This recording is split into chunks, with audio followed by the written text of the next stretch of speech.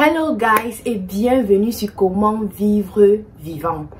Malgré tous mes engagements, j'ai tenu à faire cette vidéo. On dirait qu'ils se sont tous entendus pour s'asseoir sur moi parce que vraiment les jours c'est là, non, c'est grave. Mais est-ce que je vais alors vous négliger? Je ne peux pas vous négliger. Donc ceux qui m'écrivent inbox là, s'il vous plaît, soyez un peu patients. Aujourd'hui, je vais vous parler d'un phénomène que j'ai observé parce que sur cette chaîne, il ne s'agit pas juste de vivre vivant, d'être belle et consort comme je le dis souvent, mais aussi d'avoir le mental qui va avec le vivre vivant là. Et il faut que je dise ça comme ça pour que YouTube comprenne aussi, pour pouvoir m'enlever de la catégorie qui m'ont mis ça, parce que c'est comme si m'ont mis la catégorie skincare. Vous réagissez plus sur les trucs skincare, alors que non seulement c'est bien d'être belle, pimpante et tout, mais si tu n'as pas le mental là, ça va pas se refléter dans ta vie. Donc s'il vous plaît, soulevez cette vidéo-ci, soulevez la vidéo-ci en vous abonnant et en activant la cloche de notification si tu n'as pas encore fait, en partageant, en likant, en commentant, pardon. Peut-être vous avez aussi constaté ça comme moi ou pas, ou peut-être vous l'avez fait, mais bon, j'ai constaté ça et puis j'ai décidé de vous mettre en garde parce que franchement c'est un phénomène qui est devenu tellement commode, surtout de nos jours où on considère les éternels romantiques comme nous aussi là, d'enfantins, de naïfs ou de je sais pas trop quoi. On nous dit de chercher la personne avec qui, la personne qui va plus nous convenir sur le plan matériel. C'est un peu comme si quand tu te mets avec la personne que tu aimes, c'est plus un signe de faiblesse en fait, parce que selon eux, l'amour ne paye pas les factures. On ne mange pas l'amour. Le fait que la vie est difficile et devient même de plus en plus difficile et coûteuse, c'est un peu genre comme s'ils ont raison. Ça vient même étayer leurs propos du genre cherche-toi quelqu'un qui va t'épauler financièrement. Ce phénomène est encore même plus accentué ici là à l'étranger où pour avoir réussi, il faut te sécuriser un partenaire qui a une situation entre guillemets. Mais ce n'est pas étrange pour les femmes parce que depuis la nuit des temps, on sait que les femmes cherchent toujours à épouser le prince ou le roi. Donc une personne qui a une certaine position dans la société qui va leur donner cette sécurité financière et consort. Mais de nos jours, même les hommes s'y mettent et vraiment c'est triste, c'est catastrophique. Pour les hommes même encore, vous savez quand les hommes entrent dans quelque chose même, c'est comme si ils débloquent une fois les niveaux. Jusqu'à tu viens, un gars te drague, il te demande que tu fais quoi. Si ta filière un peu genre les filières que tu vas souffrir pour avoir au travail, selon eux, ils disent que il faut que tu fasses les filières là qu'on sait que non, l'argent est en train d'arriver. Franchement, c'est encore tellement triste que les hommes aussi deviennent matérialistes. J'ai eu les gars que tu viens, ils te draguent comme ça là. Ils demandent que tu fais quoi, tu dis que non, tu es encore étudiante. Surtout ceux qui travaillent là, ils voient ça toujours un genre. Ou bien qu'il entend souvent que la fille là, elle a finalement fini son bachelor ou son master, elle travaille. Peut-être quand tu fréquentes, on ne te draguait même pas. On va te draguer le temps là comme ça, que tu vas dire merde alors. Donc c'est comme ça que j'étais belle. Franchement, c'est un niveau. Et c'est vraiment triste. C'est tellement triste. Que tout tourne autour de l'argent, tout tourne autour de ce que tu vas apporter sur la table. On s'en fout de connaître si tu es une bonne personne. Et c'est comme ça qu'ils font toujours, quand ils vont se marier avec toi, ils vont voir qu'il y a incompatibilité, ils vont commencer à recruter, aller dehors, tromper leur femme. Parce qu'au début, ils sont mis avec leur partenaire pour des mauvaises raisons basées sur le matériel. Hommes comme femmes. Ils sont tous devenus très matérialistes. Moi je suis une femme, donc je parle mon expérience avec les hommes. Ils vont venir vers toi, dire que non, quand il venait d'arriver là, je souffrais moi. Même le travail, il n'avait pas. On connaît, je ne sais pas si vous avez la situation d'Aubert de où tu pars, il n'y a pas. Pour qu'on te trouve pour qu'on te donne le travail, t'es là, ça prend le temps. Surtout quand tu viens d'une autre vie, il faut qu'on attende que tes dossiers arrivent et tout. Ça prend souvent beaucoup de temps. Et pendant ce moment-là, je faisais les poutres, c'est-à-dire le nettoyage. Je marchais dans les maisons des gens, tu nettoies. Je faisais le poutre pour survivre. Tu vois un gars te drague, tu lui dis que comme ça tu fais mon pouce. Moi, il n'est pas moi honte de dire qu'il est fait. Moi, je suis très fière du travail de mes mains. C'est ça qui met la nourriture sur ma table. Donc, si pour toi c'est trop petit, je suis désolée. Je dis, je fais mes pouces maintenant là avant de voir comment se parle. Tu vas voir comment une fois il commence à faire genre. Il commence à faire genre. Comment te vois belle comme ça, là, tu fais le pouce. On te voit belle comme ça, tu fais le pouce, c'est vraiment... J'ai dit que j'aurais vu quelque chose dans mon mamie. Moi, j'ai dit que, ah, papa, c'est ce qu'il fait, non, il ne sait pas comment. Avant, j'étais même trop brusque. Quand il fait comme ça, il ne l'élève pas. Tout ça crée un champ de bataille où tout le monde veut réussir, tout le monde veut s'en sortir. Et franchement, on s'en fout de ton petit cœur fragile, amoureux. Quand tu viens, tu dis que oh, l'amour est monté, descendu, on regarde que il a même des problèmes dans sa vie. Vous allez voir, quand les gens vont entrer dans votre vie, ils vont faire comme si oh, ils sont trop amoureux, comme s'ils vous aiment trop, comme s'ils sont trop investis. Mais alors, leur réel problème, c'est l'argent. Je suis désolée. Ou bien ils ont faim. Donne-leur de l'argent et tu verras leur vrai visage. Donne-leur un peu d'argent ou, je sais pas, attends juste que la situation s'améliore et tu vas voir leur vrai visage. On aime trop dire que vraiment l'argent a changé la femme. Si quand j'ai connu la femme, si elle était humble, elle ne me parlait pas comme ça, elle me respectait. Je suis désolée. Le moment là, tu avais quelque chose qu'elle voulait. Raison pour laquelle elle était obligée de s'adapter, d'avoir un certain comportement pour pouvoir obtenir ce qu'elle veut. Et c'est vice versa. Je ne dis pas seulement pour les femmes, hommes comme femmes. C'est tout le monde. Parce que tu avais quelque chose, tu étais un peu une sorte de passeport pour la personne via une vie meilleure ou une opportunité. Et maintenant qu'ils ont obtenu, ils ne dépendent plus de toi. Le vrai visage sont... En fait, c'est leur vrai visage. Ils n'ont plus de raison de se cacher. Ils ont eu ce qu'ils voulaient et aujourd'hui ils se montrent tels qu'ils sont vraiment. Donc ce n'est pas l'argent. L'argent n'a aucun problème. Pardon, ne gâtez pas au nom de l'argent. L'argent n'a aucun problème. Je dis toujours ça parce que j'ai entendu plusieurs gars venir me dire oh la fille c'était pas comme ça. Quand j'ai connu la fille si elle était humble, respectueuse et tout. Le moment là, elle était au Sprachschule. Elle ne voyait pas clair. Elle avait besoin que ce qui s'accrochait. Toi, tu étais alors l'ingénieur. Tu payais l'argent, tu payais la maison, tu payais, tu dois encore l'argent de pour 500 € par mois. Tu crois qu'elle va faire être humble? Pourquoi? Maintenant que tu t'es sacrifié, elle a fait son métier, ce qu'elle a passé, ce qu'elle a trouvé son travail, ce qu'elle a même passé son propre travail, d'autres même prolongent jusqu'à qu'elle passe son propre travail. Donc elle sait qu'elle est assise. Maintenant, c'est là non. C'est le temps qu'elle te montre que non, tu n'étais même pas mon genre, les gars. Tu n'étais même pas là mon genre. Franchement, donc faites très attention. Je suis ici pour vous mettre en garde parce que c'est un phénomène qui est de plus en plus commode. Et je vais encore plus parler surtout à mes frères. Je vais tirer sur vous qui partent chercher leurs femmes au pays là, soi-disant. Je ne vais pas dire que toutes les femmes que je cherche au pays ne sont pas amoureuses de leur mari et consorts. Mais la plupart du temps. Parce que souvent, il faut voir les situations. Moi, je dis toujours, quand tu veux même chercher quelqu'un pour faire ta vie avec, cherche une personne quand même qui a déjà un stand, qui n'est pas bon, qui se suffit en quelque sorte. Tu vas pas voir une fille, tu peux au pays, tu es le benguiste. Tu viens là, tu as l'argent et tout. Tu vois que tu vas la demander de t'épouser, elle va refuser.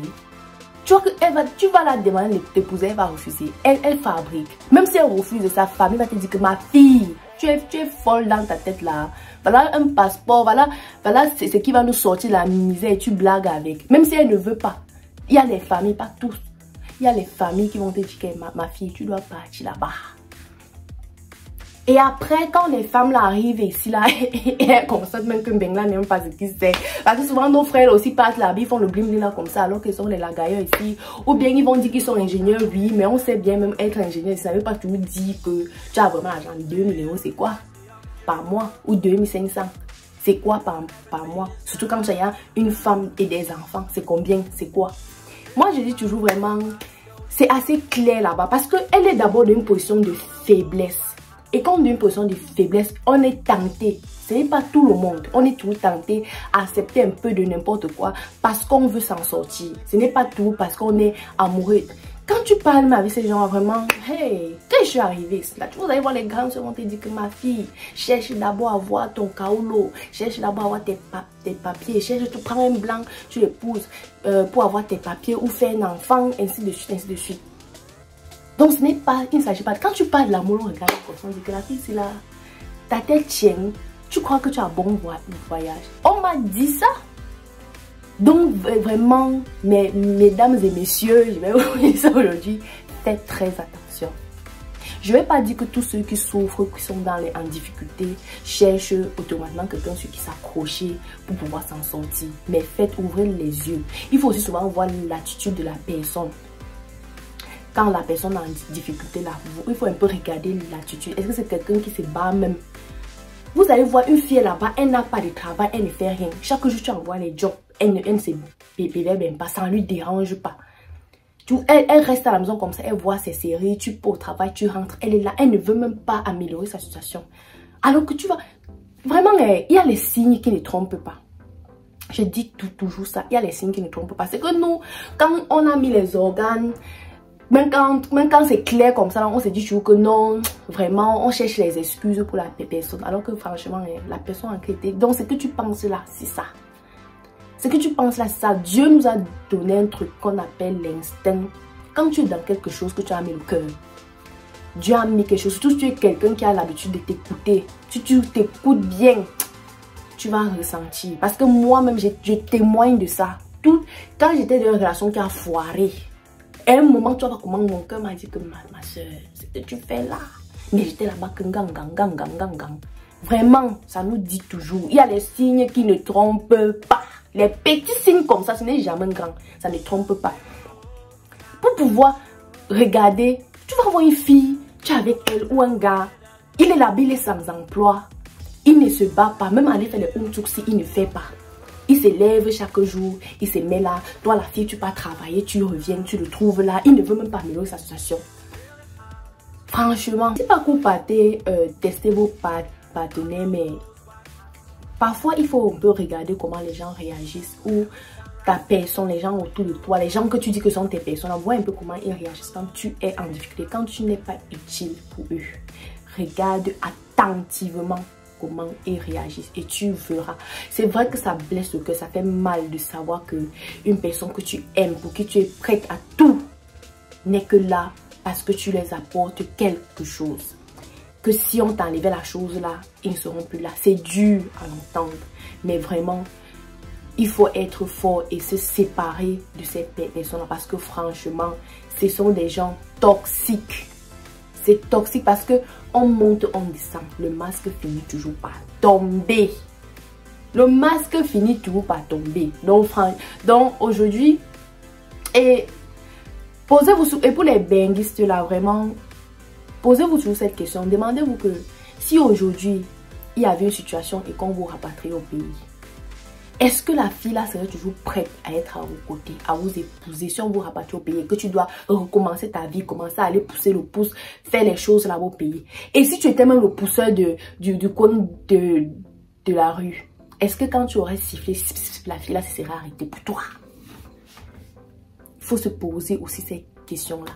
Les gens vont venir là peut-être me clasher que oh, tu es pas là, dis que quoi, ça veut dire que si on est avec quelqu'un et qui nous donne quelque chose, je ne refuse pas.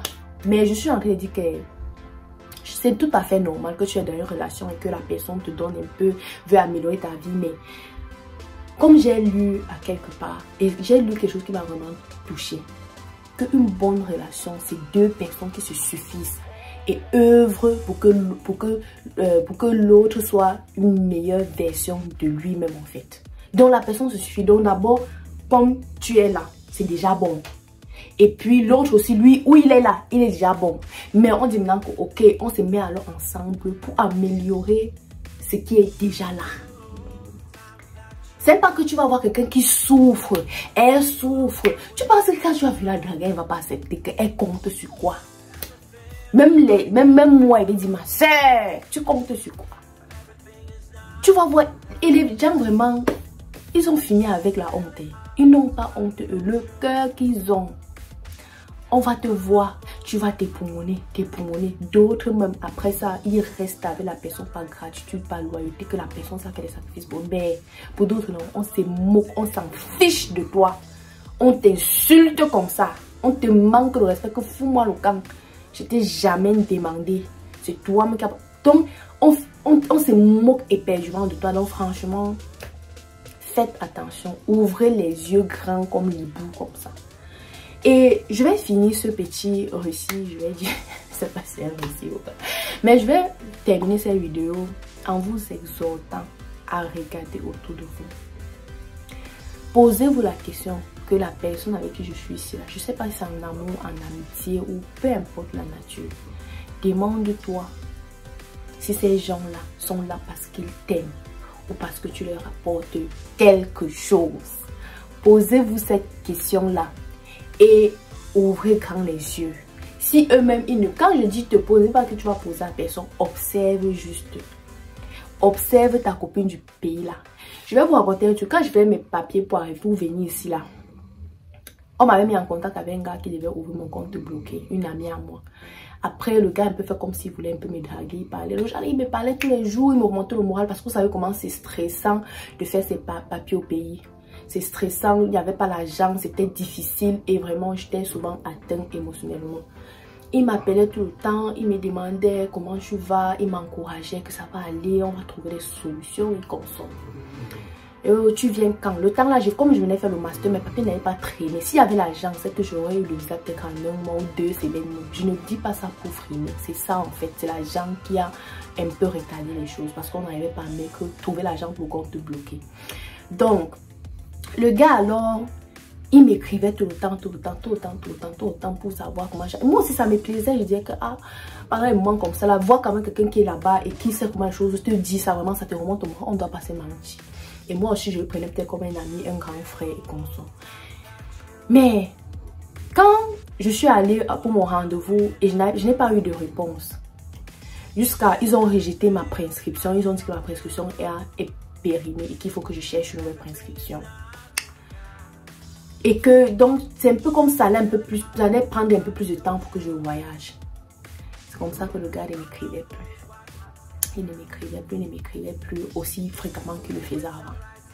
J'ai observé ça, il dit que donc le gars c'était le genre là. Je suis moi restée tranquille.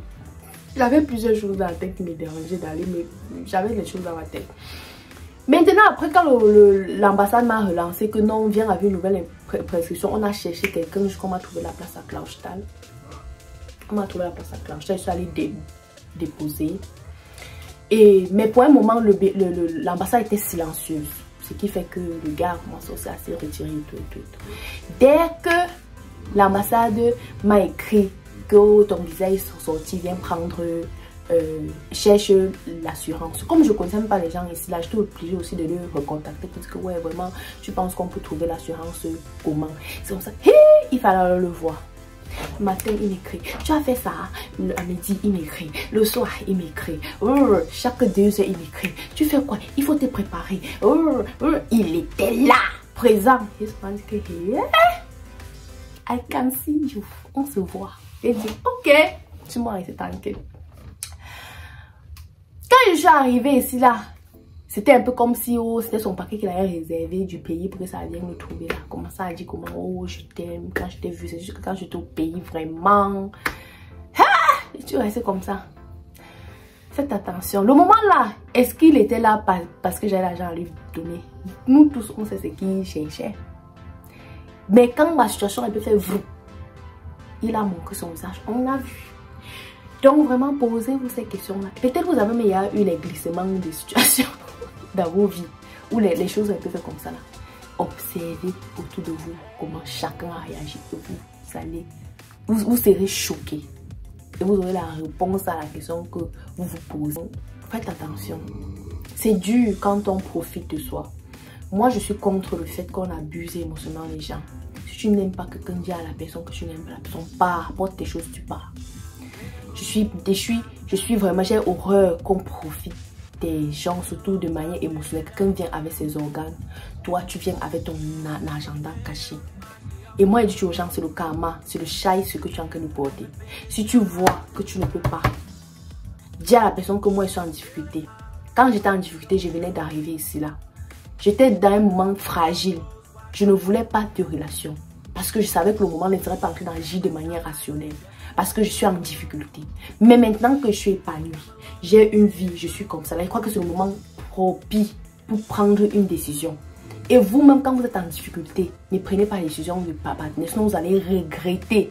Vous allez regretter. Ou quand vous venez de sortir d'une relation, vous avez encore le gourmand. Il y a un gars qui vient garer la voiture. Tu dis que oh, je vais être avec lui pour... Non. Prenez le temps. Quand vous êtes émotionnellement stable dans la tête. Et même les gars, quand vous partez vers une fille qui souffre trop, laissez, ne la draguez pas. Si vous voulez l'aider, aide, mais ne drague pas. Laisse la fille là. Quand sa situation s'est améliorée, quand tu vois comment elle est stable, tu lui poses maintenant la question. Si elle dit non, ok. Mais ne dis pas aussi aux gens que tu viens aider parce que tu crois que comme tu as aidé là, elle est obligée d'accepter. Non. Tu l'aides. Si après tu la dragues, genre que quand elle est en position là, tout le moment là, elle t'accepte, tu sauras qu'elle t'accepte de tout son cœur.